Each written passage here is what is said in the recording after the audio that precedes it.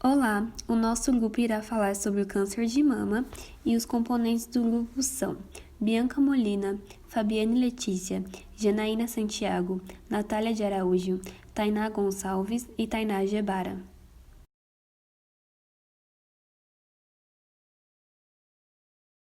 Bom dia a todos! O nosso grupo vai falar um pouco sobre o câncer de mama e eu vou iniciar falando sobre a definição. De acordo com o Instituto Nacional do Câncer, o câncer de mama ele é uma doença causada pela multiplicação desordenada das células da mama. Essa multiplicação ela gera algumas células diferenciadas e a aglomeração dessas células anormais e diferenciadas causam o tumor. Esse tumor ele tem 3 características que mais aparecem. E o primeiro que mais aparece é o carcinoma invasivo, que ele acomete 80% das mulheres, e ele possui uma característica de multiplicação que se inicia no ducto de Leydig e posteriormente vai para os tecidos adiposos. O segundo que mais aparece, que acomete 20% das mulheres, é o carcinoma ducto in situ.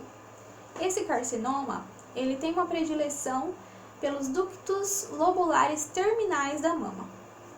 E o terceiro, que mais aparece, que mais acomete as mulheres, ele acomete 10% das mulheres e tem um início nas glândulas mamárias.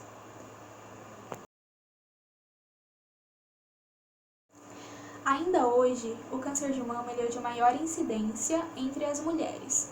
E de acordo com o Instituto Nacional do Câncer, em 2018 ele representou 24,2% do número de novos casos de câncer mundialmente falando. Esse número ele vem aumentando durante os anos. E no Brasil, além dele ser a maior incidência, ele é o câncer de maior taxa de mortalidade. Na região sul e sudeste, que são as de maiores incidências dessa doença, possui uma taxa de mortalidade de 14,1. Esse dado ele é de 2017 porque foi o dado mais recente que eu achei. Eu trouxe para vocês uma tabelinha, que é uma tabela da taxa de mortalidade no decorrer dos anos. E essa tabela ela mostra que vem aumentando a taxa de mortalidade dessa doença.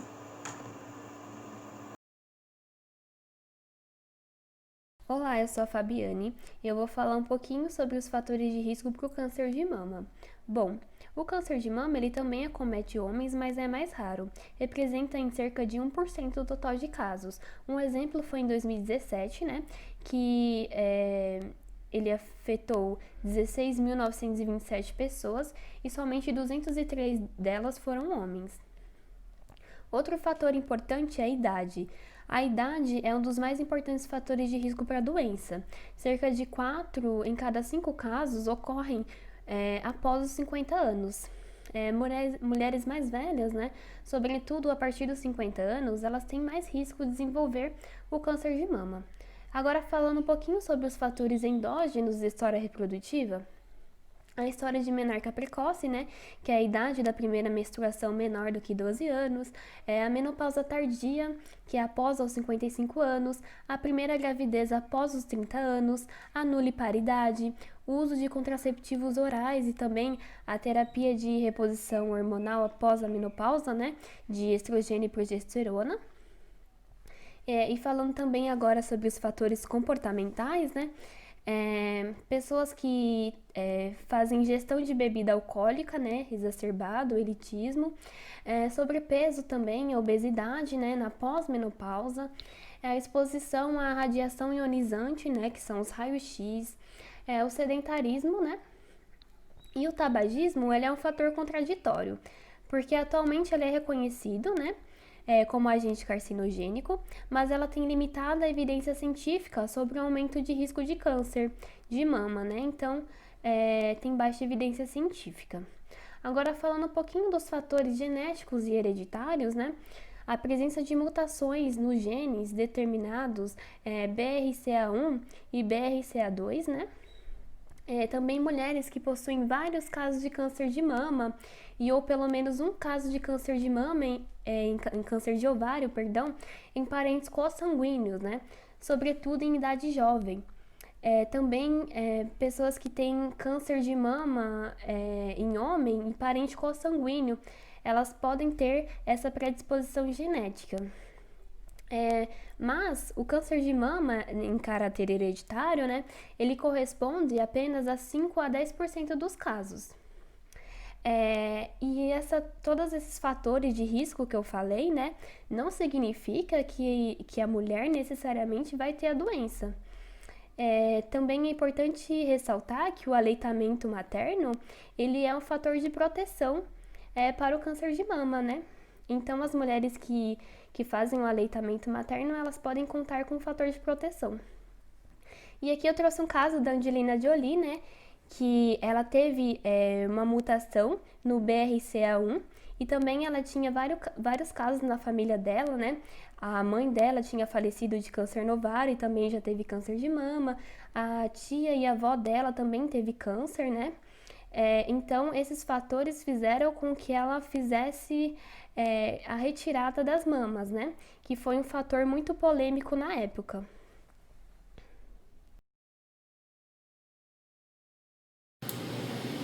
Bom, eu vou falar sobre os sinais e sintomas do CA de mama. Vale lembrar que é importante a mulher fazer o autoexame, porque nem todas as mulheres vão apresentar esses sinais e sintomas, mas a gente vai citar aqui os principais. É importante também lembrar que a mulher deve fazer o autoexame quando ela ainda menstrua, sempre alguns dias após a menstruação, porque essa mama vai estar menos inchada, edemaciada. E para mulheres que estão na menopausa, pode fazer o autoexame todos os dias. É importante também, assim que perceber alguma alteração, comunicar ao médico. Bom, os principais sinais e sintomas são nódulo único endurecido, irritação ao abaulamento em uma parte da mama, inchaço em uma parte da mama ou em toda a mama, edema de pele, vermelhidão na pele, inversão de mamilo, sensação de massa ou nódulo em uma das mamas, sensação de nódulo aumentado na axila, espessamento ou retração da pele ou do mamilo, secreção sanguinolenta ou serosa saindo pelos mamilos, inchaço do braço e dor na mama ou no mamilo.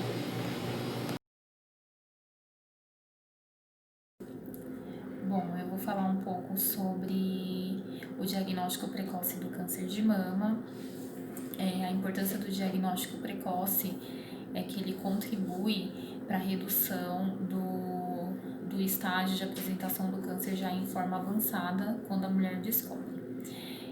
Essa estratégia ela é conhecida também como downstaging.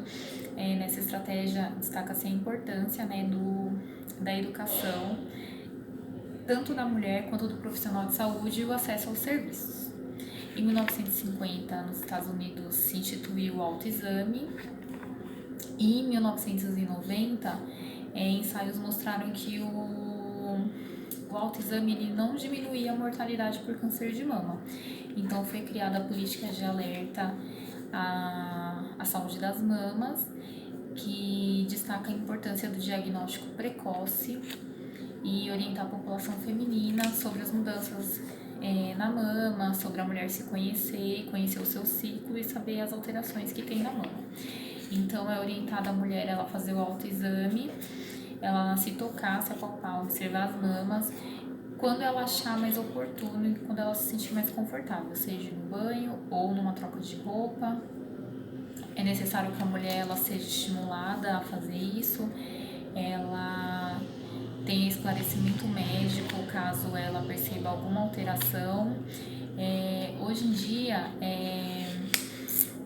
se estima que 65% das mulheres identificam o câncer de mama casualmente e 35% por meio do autoexame. No Brasil é feito rastreamento de câncer. Bom, eu vou falar sobre os sinais e sintomas do CA de mama. Vale lembrar que é importante a mulher fazer o autoexame, porque nem todas as mulheres vão apresentar esses sinais e sintomas, mas a gente vai citar aqui os principais. É importante também lembrar que a mulher deve fazer o autoexame quando ela ainda menstrua, sempre alguns dias após a menstruação, porque essa mama vai estar menos inchada e demasiada. E para mulheres que estão na menopausa, pode fazer autoexame todos os dias. É importante também, assim que perceber alguma alteração, comunicar ao médico. Bom, os principais sinais e sintomas são nódulo único endurecido, irritação ao abaulamento em uma parte da mama, inchaço em uma parte da mama ou em toda a mama, edema de pele, vermelhidão na pele, inversão de mamilo, sensação de massa ou nódulo em uma das mamas, sensação de nódulo aumentado na axila, espessamento ou retração da pele ou do mamilo, secreção sanguinolenta ou serosa saindo pelos mamilos, inchaço do braço e dor na mama ou no mamilo. Bom dia, eu vou falar sobre estadiamento, né? Então, o estadiamento num tumor significa classificar esse tumor, levando em conta diversas variáveis, como tamanho, localização, se esse tumor é um tumor primário, se já houve demais acometimentos de outros órgãos, a idade do paciente, o sexo, o tipo de tumor, né?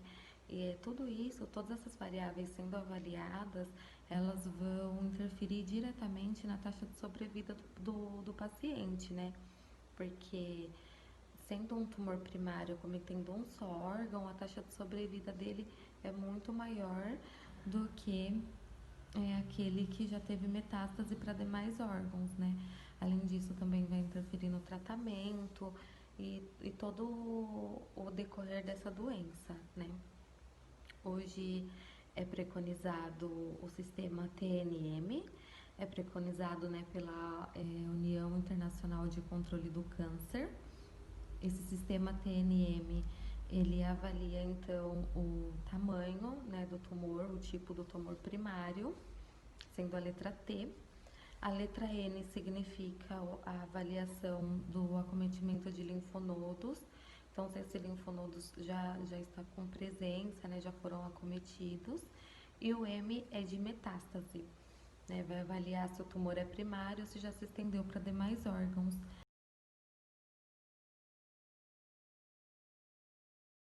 Bom dia, agora eu vou falar sobre o tratamento do câncer de mama.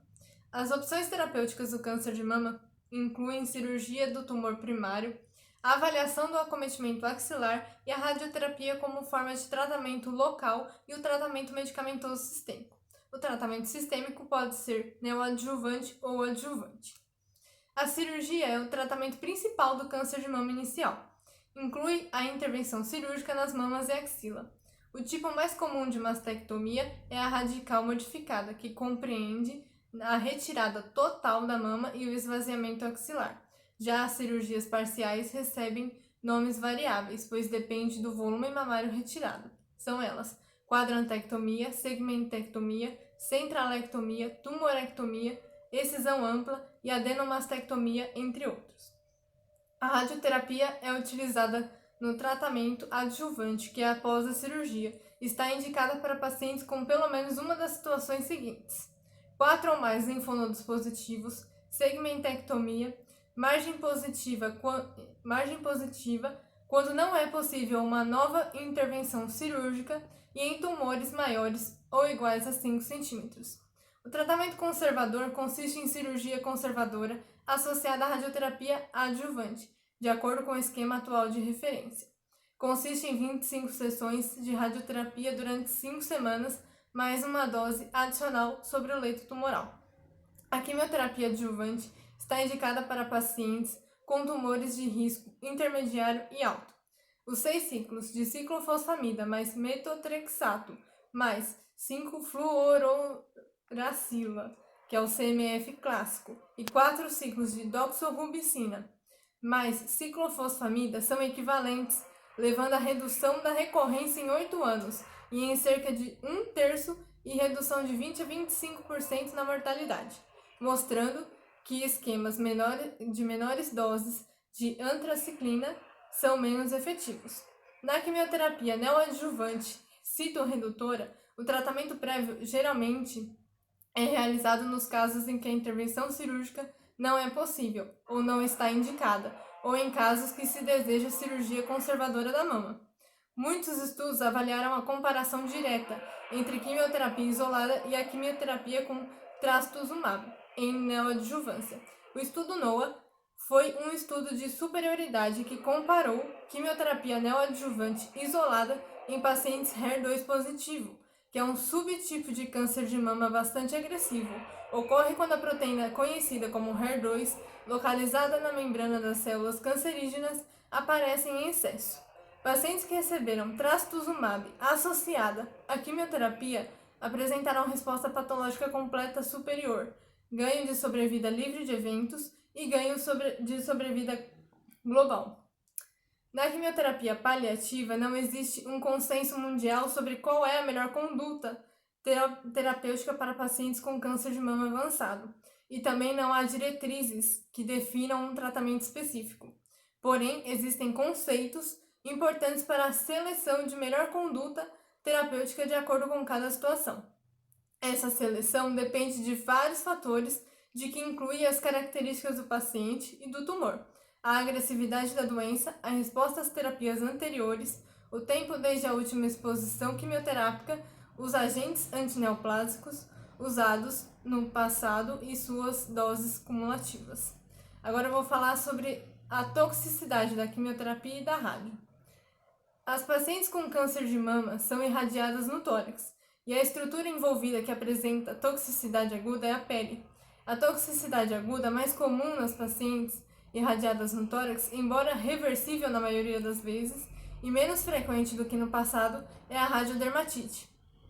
A gravidade das reações de pele é atribuída a uma série de fatores, dentre os quais se destacam a dose da radiação, a energia da radiação, o número de frações e a área anatômica tratada. A radioterapia pode causar danos cosméticos, redução da elasticidade dos tecidos, linfedema de membranas superiores, plexopatia braquial, além da diminuição da força e da mobilidade e toxicidade cardiopulmonar. A quimioterapia está associada a ataxia, anemia, fadiga, anorexia, neutropenia, trombocitopenia, neuropatias periféricas e cardiotoxicidade. Ainda, a quimioterapia pode conduzir a alterações nos níveis circulantes de proteínas apoptóticas e substâncias inflamatórias no sangue, além de causar distúrbios na difusão do oxigênio à distância, na contagem de hemoglobina e disfunção contrátil dos músculos esqueléticos. Pacientes com câncer de mama com excesso de peso podem ter a dose quimioterápica alterada, uma vez que se utiliza o peso atual para a determinação do cálculo da dose, assim causar um aumento do risco de toxicidade, dentre elas a gastrointestinal. A toxicidade gastrointestinal dos quimioterápicos se manifesta com náuseas e vômitos, mucosite, diarreia e constipação intestinal. Bom dia, eu vou falar um pouco sobre a sobrevida no câncer de mama. O prognóstico da doença, ele varia de acordo com o estágio da doença. Também tem taxas maiores nos estágios iniciais, mas depende da mulher e das circunstâncias que ela se apresenta. Eu vou passar um pouco sobre a taxa de sobrevida relativa e a taxa de sobrevida geral nesses cânceres de mama. Tem-se como taxa de sobrevida geral, estágio 0 ou 1, perto de 100%, estágio 2 aproximadamente 93%, o estágio 3 é de 72%, e estágios 4 ou cânceres neoplásicos com metástase, próximo a 22% de taxa de sobrevida relativa. Conforme o INCA, a taxa de sobrevida geral relacionada ao estadiamento com a sobrevida do câncer de mama demonstra-se no estágio in situ e 2A uma taxa de sobrevida de 80%, no estágio 2B de 70%, no estágio 3A de 50%, no estágio 3B de 32% e no estágio 4 de 5%.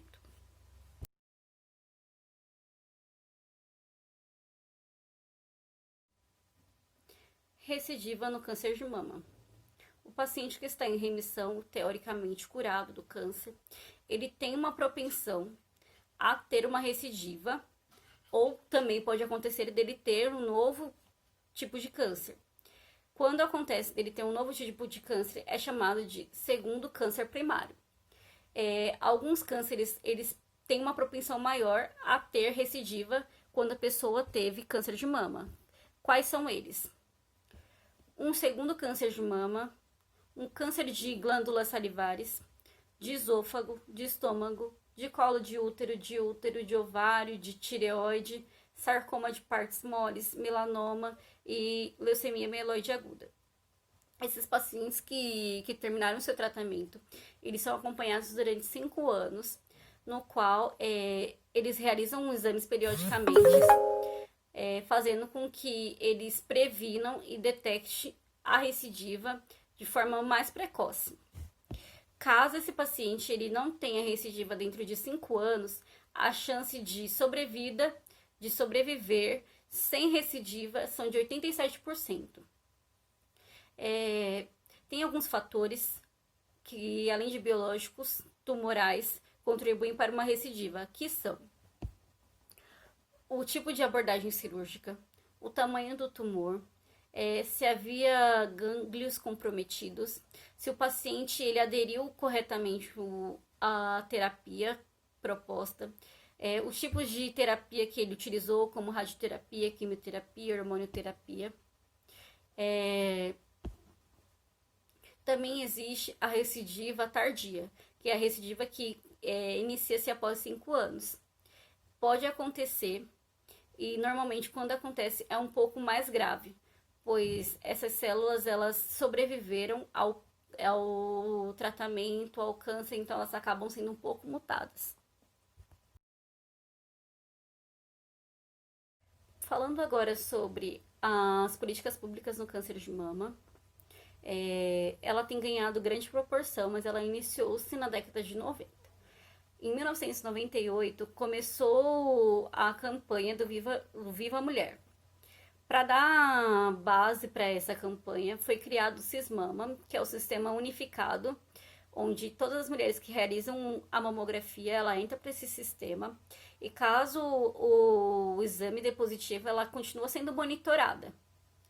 Também, em 1990, foi criada a campanha do Outubro Rosa, mas somente em 2010 o INCA abraçou essa campanha e hoje todo mundo conhece, todo mundo já sabe que deve se realizar o autoexame, que deve se buscar uma unidade de saúde caso você encontre algo, que deve buscar uma unidade de saúde para realizar os exames necessários periodicamente.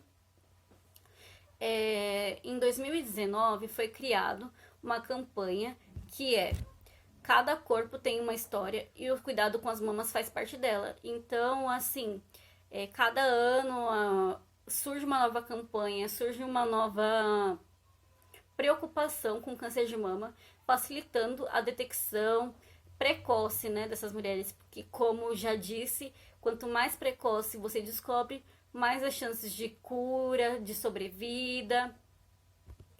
Em São Paulo foi realizado também uma campanha que se chama Carreta Mulheres de Peito. Nessa carreta, mulheres acima de 50 anos, elas conseguem realizar a mamografia sem o pedido médico. Caso essa mulher ela tenha alguma alteração, ela vai ser encaminhada para um serviço de referência. E caso essa mulher não tenha alteração nessa mamografia, ela vai ser orientada a realizar um novo exame com 2 anos, se não houver nenhum indício, se elas não sentirem nada. Também existe para mulheres que não têm essa idade, mas que tenham pedido médico, porque nós sabemos que o sistema é saturado, então muitas vezes a demora, né? E essa carreta ela facilita com que as pessoas consigam fazer esse exame e detecte mais fácil o câncer de mama. Bom, eu decidi colocar um estudo de caso, né, para poder conciliar todo o contexto que envolve o processo saúde e doença, né, da mulher quando ela descobre que está com câncer de mama, até um possível tratamento, e também conciliar isso com o plano de cuidados da enfermagem. Bom, vamos à identificação, então. Ela se chama JCS, ela tem 45 anos, é do sexo feminino, branca, viúva, aposentada, e ela é natural e procedente de Santo André. A queixa principal dela, que ela procurou o serviço de saúde, foi um caroço na mama esquerda. A paciente relatou que há cerca de 2 meses ela notou a presença de um nódulo na mama esquerda e ela procurou assistência em uma unidade de saúde do seu município e ela foi submetida a um exame clínico das mamas, né, uma mastografia e uma biópsia de fragmento por agulha grossa. O laudo histopatológico, ele deu positivo para a malignidade do tipo carcinoma ductal infiltrante. Ela foi encaminhada para um hospital do câncer. E a paciente, ela referiu muito medo de morrer e demonstrou uma resistência à possibilidade de perder a mama e fazer o tratamento que vai cair o cabelo, conforme ela soube por outras pacientes que estavam na sala de espera também. E nessa oportunidade, a paciente se apresentava chorosa, com os olhos lacrimejantes e muito inquieta. Bom, um pouco dos antecedentes e hábitos de vida e suporte familiar. Os antecedentes, ela teve uma menarca muito precoce, aos 10 anos, e a data da última menstruação, dia 1º de maio de 2020, ciclos menstruais irregulares, ela é G2, teve um parto normal e um aborto. Gestação e parto sem intercorrências clínicas relevantes.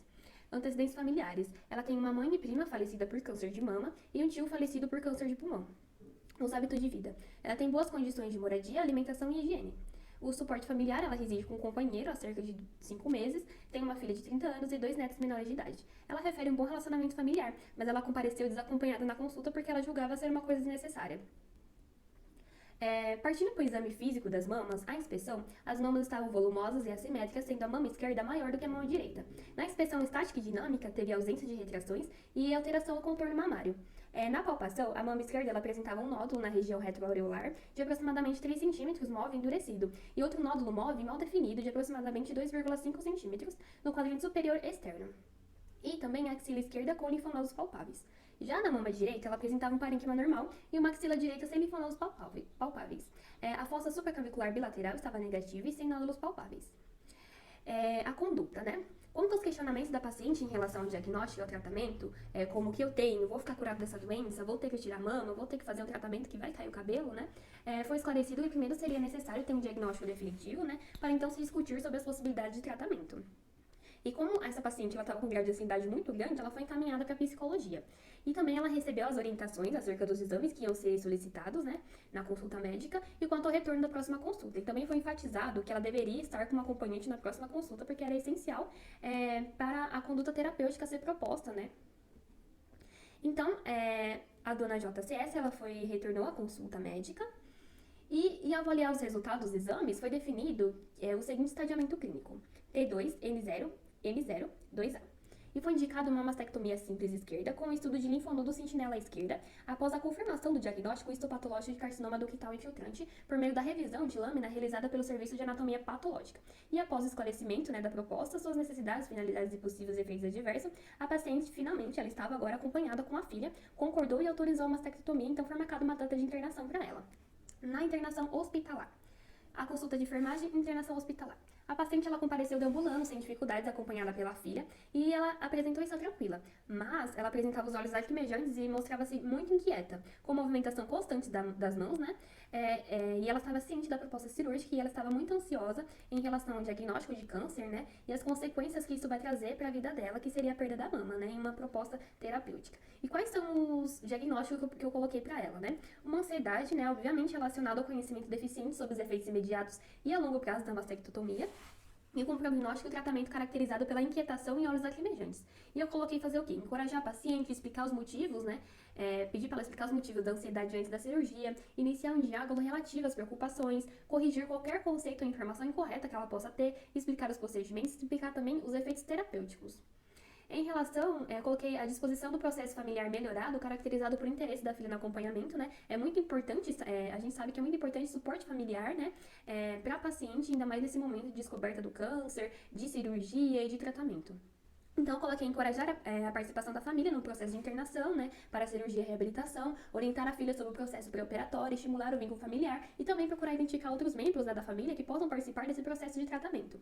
No pós-cirúrgico, A JCS, ela ao se ver sem a mama esquerda, a paciente demonstrou-se muito chorosa e questionou se poderia usar algum tipo de preenchimento nesse local. Em relação à mastectomia, a paciente referiu se sentir chocada ao ver a cicatriz, mas disse que compreender que não havia outra solução e que ela iria se recuperar da saúde e queria ultrapassar esse mau momento e se acostumar com isso ao tempo. Então ela se demonstrava com o emocional muito abalado. Então o que eu coloquei de diagnóstico para ela? Primeiro, risco de infecção, né, relacionado ao procedimento cirúrgico, a mastectomia, com linfadectomia axilar e a presença de dispositivo de drenagem. Eu coloquei para monitorar os sinais e sintomas de infecção, né, dor, calor, rubor, edema, febre também, né, 3 vezes ao dia, tomar medidas de prevenção de infecção, do circuito, né, de drenagem, manter os cuidados necessários para a desinfecção externa do dispositivo, né, e também utilizar sempre a técnica asséptica nos procedimentos de curativo. E eu também coloquei um diagnóstico muito importante, que é o distúrbio corporal relacionado à perda da mama, né, caracterizado pela resistência inicial à cirurgia, choro e relato de choque ao ver a cicatriz. Sabemos que esse diagnóstico é uma coisa muito incomum, principalmente para as mulheres que passam, né, pela mastectomia, porque ela tem uma outra visão, uma outra imagem corporal diante do espelho dela. Então, o que a gente deve fazer? Encorajar a paciente a verbalizar os sentimentos sobre a aparência, né, orientar quanto à possibilidade do uso de sutiã adaptado com enchimento leve, macio e antialérgico nesse período, explicar o que pode ser usado, né, uma prótese macia temporária até a cicatrização completa, e explicar também a possibilidade de reconstrução cirúrgica da mama após um ano de mastectomia. Nós sabemos que a enfermagem, né, é essencial nesse acompanhamento, né, da paciente, desde a descoberta, né, que ela tem câncer de mama, até ao tratamento pós-cirúrgico, a de admissão também. Então é muito importante o cuidado da enfermagem em relação ao processo de descobrimento do câncer de mama e também as intervenções após a cirurgia e também no tratamento, se ela for fazer uma quimioterapia ou radioterapia. E é isso, espero que vocês tenham gostado do nosso trabalho.